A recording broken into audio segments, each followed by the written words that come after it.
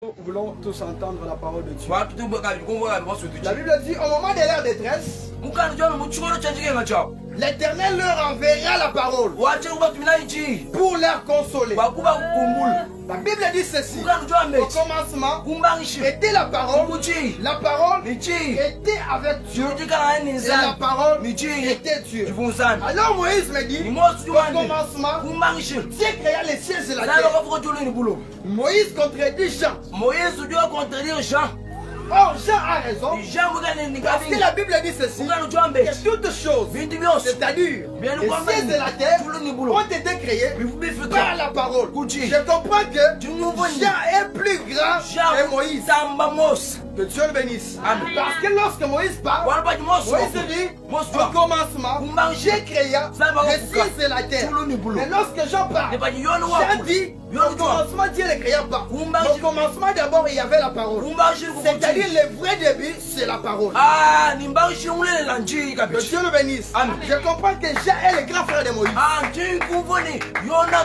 Parce que Jean a existé avant Moïse.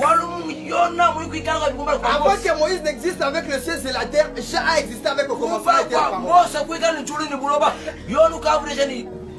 Que Dieu le bénisse. C'est par Jean que le ciel et la terre ont existé. C'est par Jean que Moïse a existé. Que Dieu le bénisse. Homme, libère ce que tu as. Que Dieu le bénisse. Là, je me retrouve dans un terrain qu'on appelle Jardin d'Éden. Genèse chapitre 3. Verset 1er. Que Dieu le bénisse. Que Dieu le bénisse. Je me retrouve dans un terrain qu'on appelle Jardin d'Éden. J'aimerais que vous puissiez bien me suivre. Il y a déjà une autre dimension qui est sur moi à ce lieu. Que Dieu le bénisse. Donc aujourd'hui, ceux qui vont recevoir la parole, c'est moi ceux qui sont grands. Parce que cette parole est tellement terrible et profonde. Dans un terrain qu'on appelle Jardin d'Éden. Là, je vois M. Adam et Ève. Lorsque Adam, Dieu leur avait donné l'ordre. La Bible dit ceci. Dieu a donné l'ordre sur lequel Adam et Ève ne devraient pas manger de l'arbre de la connaissance. La Bible dit ceci. Le serpent est intervenu. Le serpent, c'est un animal. Il a séduit Adam et Ève par le fruit. Que Dieu le bénisse. Il les a séduits par les fruits. Car Dieu avait dit à Adam, vous ne mangerez pas de ça, de peur que vous ne mouriez. Que Dieu le bénisse. Mais lorsque le serpent est venu, le serpent dit à Ève, l'Éternel Dieu a dit, vous ne mangerez pas de ces fruits. Mais écoutez, je sais que le jour où vous mangerez de ces fruits, vous serez comme de Dieu, connaissant le bien et le mal. Que Dieu le bénisse. Je comprends une chose. La Bible dit ceci. L'Éternel a donné l'ordre à Adam et Ève de ne pas manger les fruits. Mais écoutez, l'Éternel a dit, le jour où vous mangerez ces fruits, vous mourrez. Mais je pose la question, lorsque Adam et Ève vont manger les fruits, ils ne sont pas morts. Est-ce que Dieu s'est contredit? Parce que Dieu avait dit, si vous mangez de ces fruits, vous mourrez. Mais la Bible dit ceci. Lorsque Adam et Ève, la Bible est très claire. Il n'y a aucun verset qui témoigne que quand Adam et Ève avaient mangé les fruits, ils étaient morts. Ils ne sont pas morts. Je comprends. La mort que Dieu parlait était une mort spirituelle. Lorsque Adam et Ève ont mangé les fruits, c'est à ce moment-là que la mort est entrée dans le monde. Que Dieu le bénisse. Ils ne sont pas morts physiquement, mais sur le plan spirituel, ils sont morts. Que Dieu le bénisse. Or, quelqu'un, tout homme, qui s'éloigne de Dieu, parce que Dieu ne s'éloigne pas de l'homme, mais c'est l'homme qui s'éloigne de Dieu. Tout homme qui s'éloigne de Dieu, c'est un animal. Que Dieu le bénisse. la Bible le déclare. Tout homme qui pratique les péchés, qui est en dehors de Dieu, est semblable à une bête. C'est-à-dire, je comprends que lorsque Adam s'est éloigné de Dieu, Adam était devenu animal. Adam était devenu animal. Adam était devenu animal. Pour récupérer Adam, il était devenu animal. Il faut passer aussi par un animal. Alléluia. Amen. Alléluia. Amen. Alléluia. Est-ce qu'on peut acclamer le Seigneur?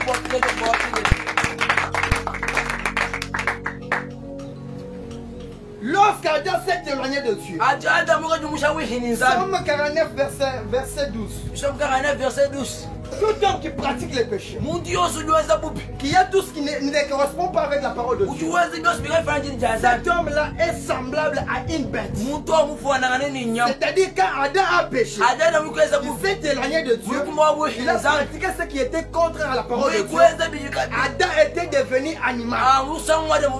Pour qu'Adam soit récupéré, il faut qu'on passe par un animal. Écoutez une chose, l'appel des fonds n'a pas commencé avec nous aujourd'hui. L'appel des fonds n'a pas commencé avec nous.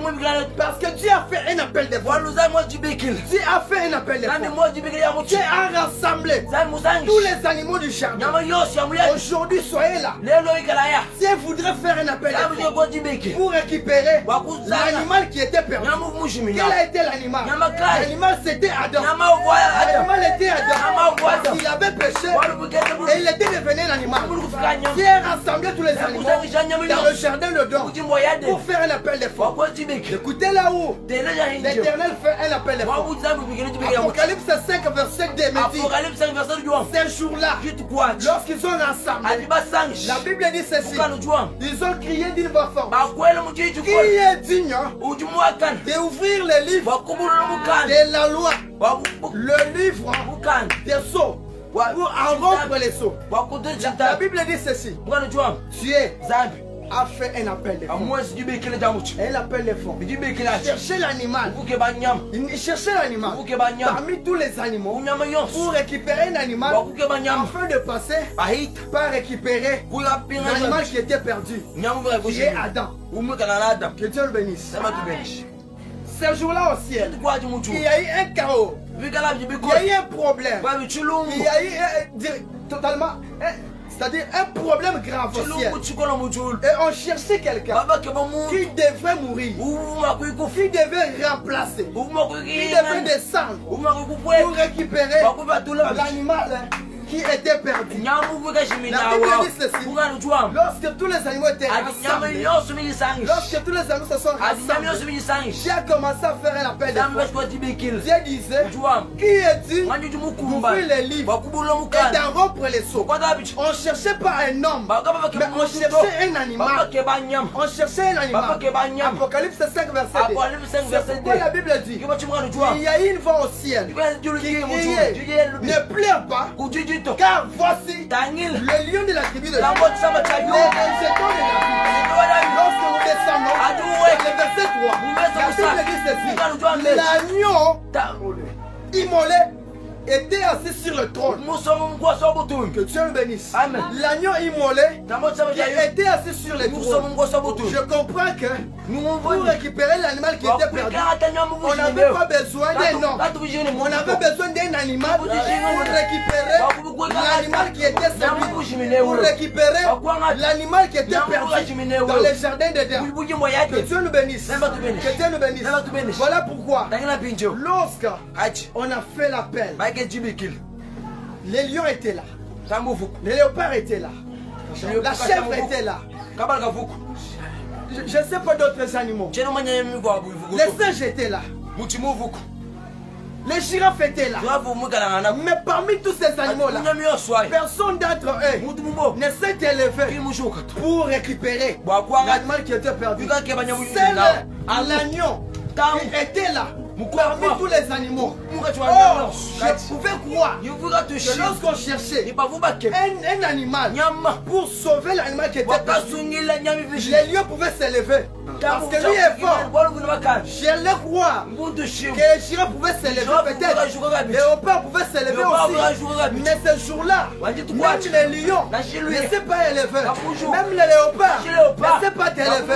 Même les girafes ne s'est pas élevé. Seul l'agneau qui s'est élevé. Parce que de lui, de la nature, c'est un animal qui est doux et calme. Et lui peut sauver. Que Dieu le bénisse. Amen. Que Dieu le bénisse. Amen. Qui est digne d'ouvrir les livres et d'en rompre les sceaux? Qui est digne d'ouvrir les livres? On ne cherchait pas un homme, mais on cherchait un animal digne. Parmi tous les animaux, il n'y a que l'agneau qui est doux et calme. Il est digne d'ouvrir les livres et d'en rompre les sceaux.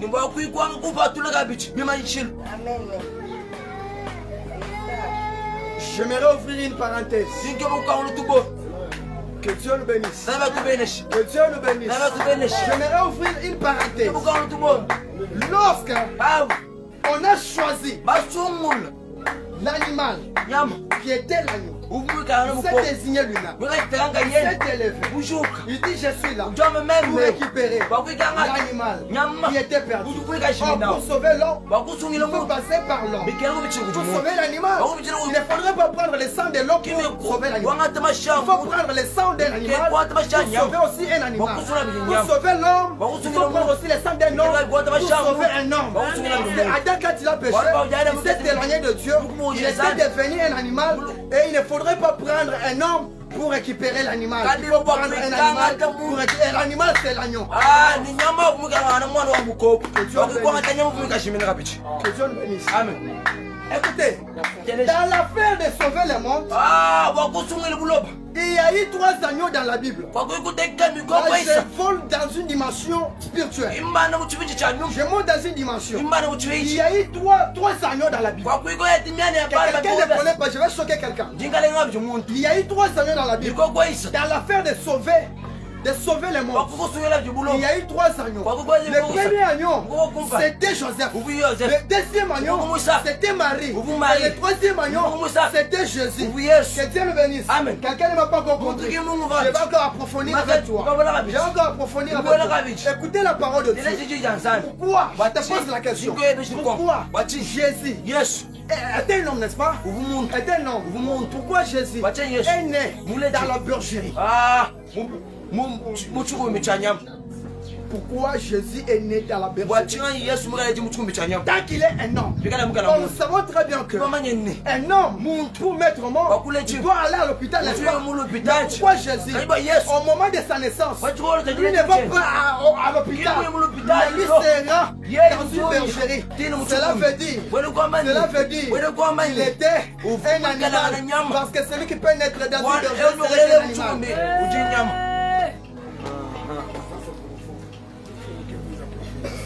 Je vais encore descendre. Je vais encore descendre. Donne-moi un amen bien. Donne-moi un amen bien. Donne-moi un amen bien. Je prêche la parole. Je vais prêcher la parole. Dieu le bénisse. Pourquoi? Jésus, étant un homme, il est allé naître dans une bergerie. Est-ce que de la nature, un homme peut aller dans une bergerie là où se trouvent les brebis pour naître? Non, c'est une révélation. Que Dieu le bénisse. Amen. Jésus, parce qu'il n'était pas un homme, parce que depuis là-bas, au jardin d'Éden, lorsqu'on cherchait un animal, Jésus était l'animal désigné. Pourquoi?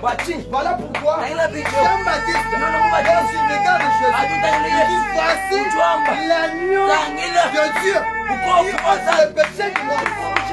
Jésus, c'est comme un animal, ne devrait pas naître dans un hôpital. Il devait naître dans une bergerie là où se trouvent les animaux. Parce qu'il est un animal. Voilà pourquoi il est né dans une bergerie là où se trouvaient les animaux. Amen. Je prêche la parole. Je prêche la parole. Je prêche la parole. Écoutez ceci. Joseph dit que dans la Bible, dans la dimension spirituelle, il y a eu 3 agneaux. Le premier agneau, c'était Joseph. Le deuxième agneau, c'était Marie. Et le troisième, c'était Jésus. Que Dieu le bénisse. Quelqu'un ne va pas encore comprendre. Je vais approfondir. Il va comprendre. Écoutez ceci. Est-ce qu'un homme petit engendré un animal?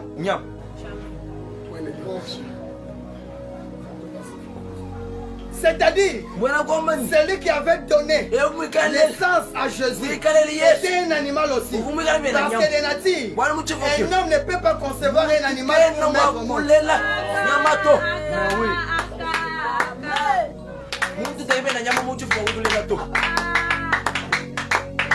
Alléluia. Amen. Alléluia. Amen.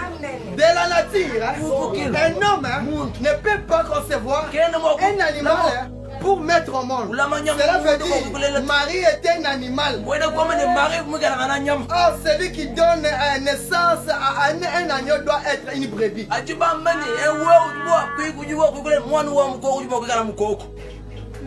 C'est-à-dire Marie était une brebis. Joseph était un bélier.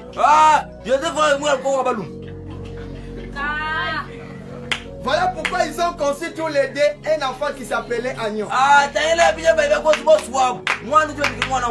ont donné naissance à un agneau.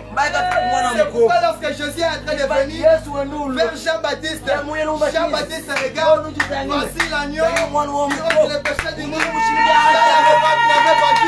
Un homme qui était en train de venir, Jean a vu un agneau en train de venir. Voilà pourquoi il dit voici l'agneau. Le péché du monde. Parce que celui qui était né dans la bergerie était un animal. Il devrait y avoir toujours l'animal pour récupérer l'animal Adam.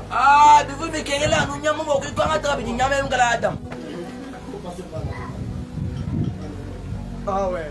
Il faut passer par l'animal pour prendre un autre. Passer par un autre pour prendre un autre.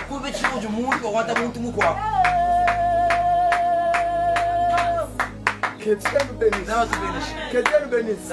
Or, Jésus lui-même, lorsqu'il a commencé à grandir, lui-même était devenu brebis. Qu'est-ce qu'il dit? Je connais mes brebis et mes brebis me connaissent.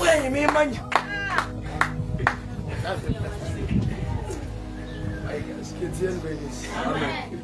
Je connais mes brebis et mes brebis me connaissent. C'est-à-dire les brebis qui ont connu les brebis que Jésus a connu. Ce ne sont pas les brebis qui ont connu Jésus d'avance, mais c'est Jésus qui a connu les brebis d'avance. Mais oui, ce ne sont pas les brebis qui connaissent leur maître d'avance, mais c'est leur maître qui connaissent les brebis. Voilà pourquoi il dit je connais. Ce ne sont pas les brebis qui connaissent. C'est Jésus d'abord. Il connaît les brebis. Et ces brebis les connaissent aussi. C'est-à-dire Jésus était une brebis. Et celui qui peut connaître les brebis doit être brebis. Jésus était la mère de toutes les brebis. Que Dieu nous bénisse. Amen. Que Dieu nous bénisse. Amen.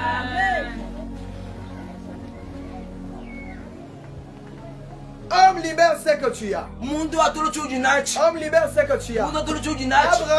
Abraham, si tu ne libères pas Isaac, le bélier n'apparaîtra pas à la montagne. Il faut que tu libères Isaac que tu as, afin que tu aies pouvoir, afin que le bélier apparaisse à la montagne. Sinon le bélier n'apparaîtra pas. David, tu dois libérer le courage que tu as, afin que le défi n'entre pas en Israël. Esther, tu dois libérer le courage que tu as pour pénétrer le palais royal, afin que Les défis n'entrent pas dans le juste. Afin que l'amour ne soit pas exécuté avec le juste. Que Dieu le bénisse. Amen. Tu dois libérer ce que tu es. Homme libère ce que tu es. Pour que Jésus, pour que Dieu récupère les monstres, Dieu a libéré Jésus pour récupérer. Je comprends. Si tu veux libérer ce que tu es, si tu veux libérer, tu dois libérer pour récupérer ce que tu fais. Voilà pourquoi la Bible dit, quand Dieu a beaucoup aimé le monde, il a donné son fils unique, afin que quiconque, c'est-à-dire de la nature, Dieu aime beaucoup ce que les hommes aiment. Dieu aime beaucoup ce que les hommes aiment. Parce que lui-même a aimé Jésus. Il dit bien son fils unique. C'est-à-dire qu'il l'aimait beaucoup. Mais il l'a libéré pour récupérer le monde.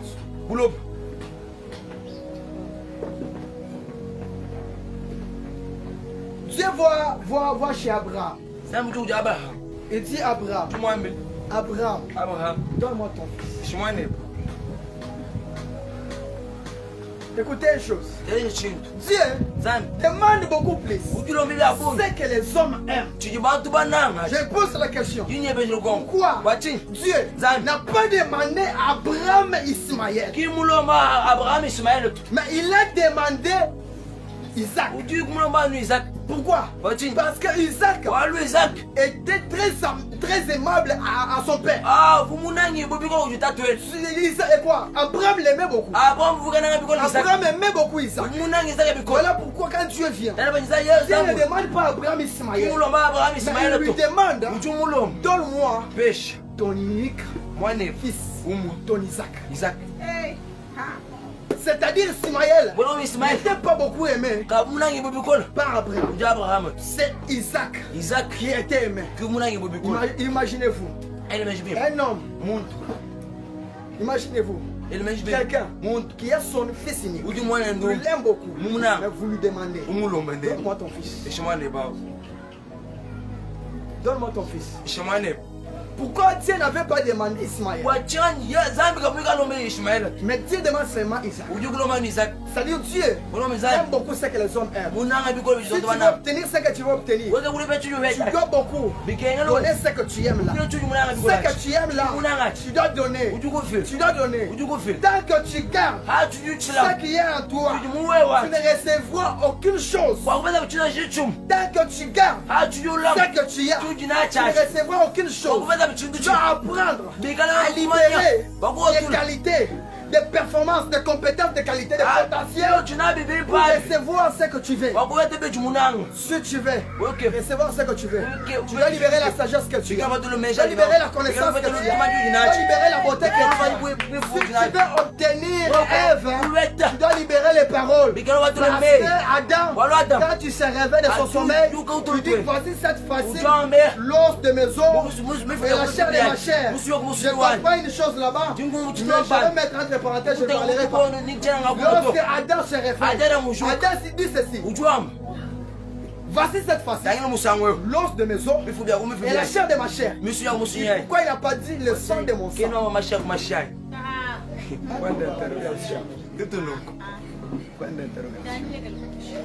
Entre parenthèses. Que Dieu le bénisse. Si tu veux recevoir ce que tu veux, tu dois libérer. Si tu veux obtenir la femme que tu veux, la femme que tu as envie, libère les paroles, tu obtiendras la femme. Libère les paroles, tu obtiendras la femme. Si tu veux obtenir de dimensions, libère des sacrifices.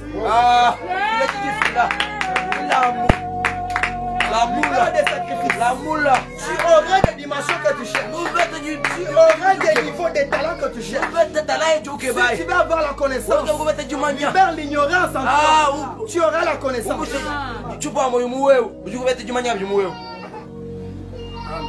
Si tu veux obtenir la gloire, libère l'orgueil qui est en toi. Tu obtiendras la gloire. Que Dieu nous bénisse. Que Dieu nous bénisse.